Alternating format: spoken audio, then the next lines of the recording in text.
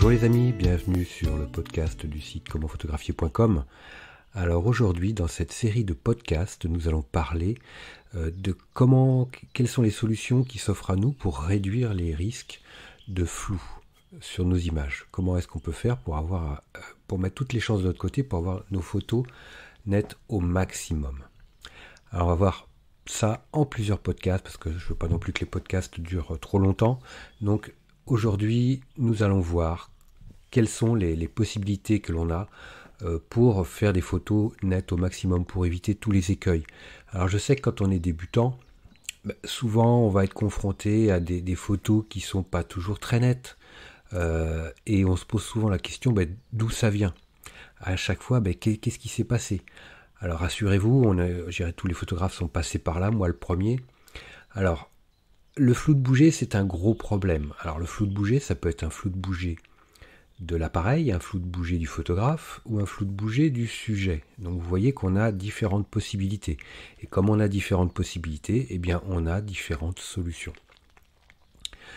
Alors, le problème du flou de bouger, c'est que parfois ça peut commencer avec des flous qui sont très légers, qui vont, dégrader la qualité de la netteté de l'image. On va dire que l'image va manquer de piquer et qu'on va se dire il y a un petit truc, elle n'est pas floue, mais elle n'est pas nette non plus. Donc c'est quand même un peu frustrant sur des sujets par exemple. Et souvent, ça arrive sur des photos qui nous tiennent à cœur. On s'était dit, est-ce que j'ai déclenché au bon moment? J'espère que la photo va être parfaite parce que c'était la photo au bon moment qu'il fallait pas que je loupe.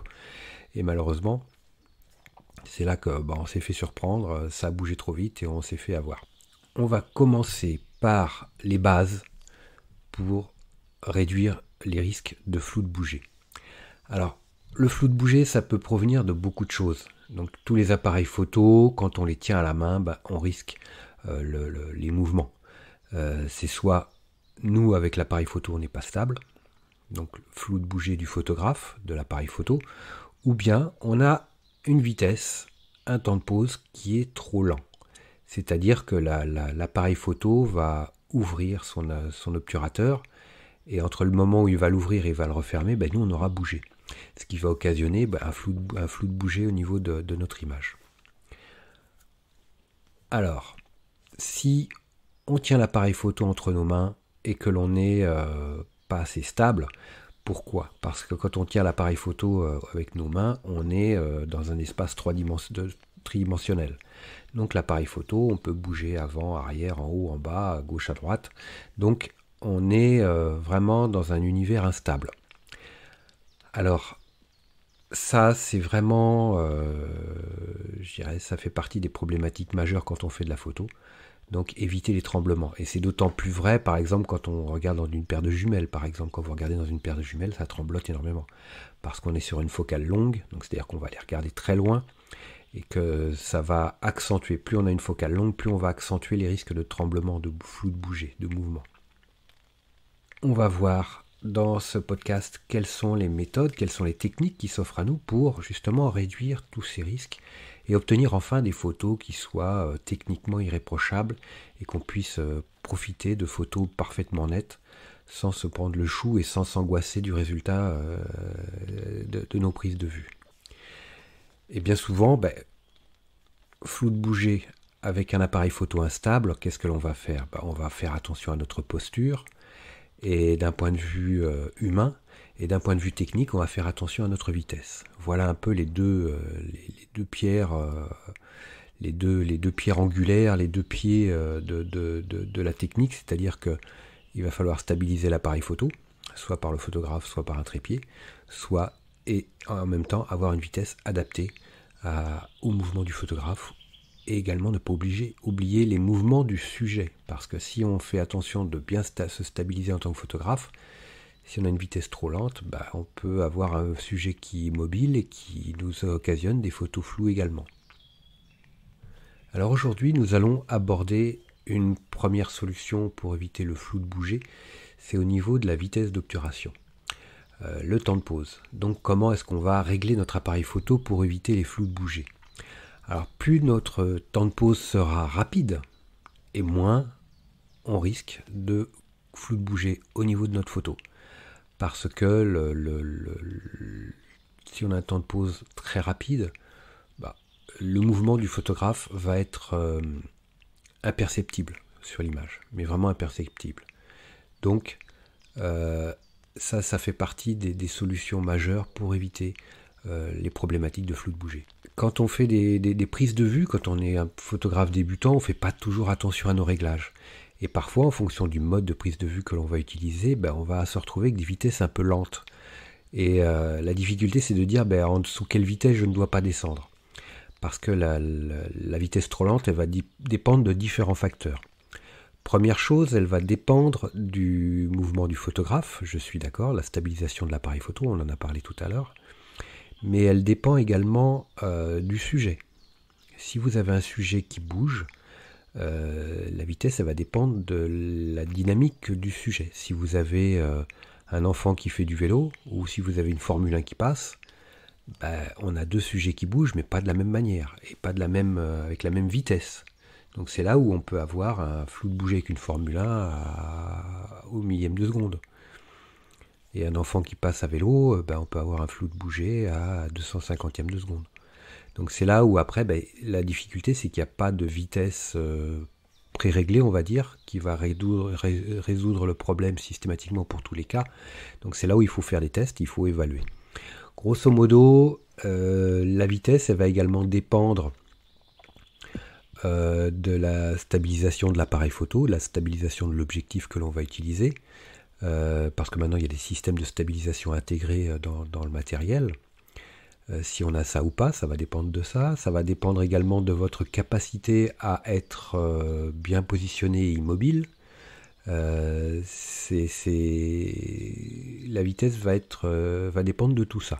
Bon, une fois que je vous ai dit tout ça, à la limite je vous ai rien dit. Mais bon, sachez que d'une façon, en règle générale, évitez de descendre en dessous du 60e de seconde. Si vous descendez en dessous du 1/60e de seconde, soyez très vigilant à votre position. Soyez très vigilant à ce que vous gagnez au maximum de stabilité. Faire une photo en dessous du 60e de seconde, c'est un peu comme faire du tir de précision. Donc vous devez avoir une respiration lente, vous détendre au maximum pour éviter tous les mouvements imperceptibles. Après, il ne faut pas se leurrer, on ne réussira pas à faire une photo d'une seconde, par exemple, en étant parfaitement net à main levée. Non, pourquoi ? Parce que quand on tient l'appareil photo, déjà les battements du cœur, la respiration, les tressaillements nerveux, il y a beaucoup de choses qui font qu'on a des mouvements organiques que l'on ne peut pas réprimer. Déjà le battement du cœur. Si on a un peu de tension, des choses comme ça, le pouls va faire que l'on va bouger de toute façon malgré nous. Donc de toute manière, au-delà d'un certain temps, une demi-seconde par exemple, on ne pourra pas faire des photos à une demi-seconde en étant parfaitement net. Donc c'est là où il faut se dire que avec de la stabilisation, une bonne position, on peut arriver à faire des photos nettes, je dirais au 15e de seconde. Mais bon, faut faire attention. Après, la petite astuce, ça sera éventuellement de faire des photos en rafale, parce que la première sera bougée, mais les suivantes risquent d'être nettes. Il y a différentes petites possibilités comme ça au niveau de la petite astuce du jour dans ce podcast, ça sera justement de mettez-vous en mode rafale. Si vous avez vraiment des photos lentes, temps de pause lent à main levée. Alors parfois en fonction des critères techniques, des conditions de prise de vue au niveau de la lumière, on va avoir du mal à avoir la bonne vitesse. Donc dans ces cas-là, il va falloir compenser. C'est-à-dire que pour avoir une exposition, un temps de pause, une exposition correcte, je veux dire, une photo bien éclairée en fonction de ce qu'on veut, et surtout avec une vitesse suffisamment rapide pour éviter les problématiques de flou de bouger, on va éventuellement ouvrir notre diaphragme pour compenser, ou alors augmenter la sensibilité ISO au niveau de l'appareil photo, toujours pour récupérer un peu de lumière et augmenter la vitesse pour se donner une petite marge de manœuvre. Donc, à savoir, c'est que plus vous allez ouvrir votre diaphragme, plus vous risquez de réduire votre profondeur de champ, vous risquez de réduire votre zone de netteté. Donc là aussi, on risque de se confronter à des problématiques de netteté. Quand on va augmenter la sensibilité ISO, si on augmente la sensibilité ISO de façon élevée, Là également, on va être confronté à une dégradation de la qualité de l'image avec l'apparition du bruit, les taches, le grain, donc tout un tas d'éléments qui vont faire que la netteté de l'image ne sera pas optimale.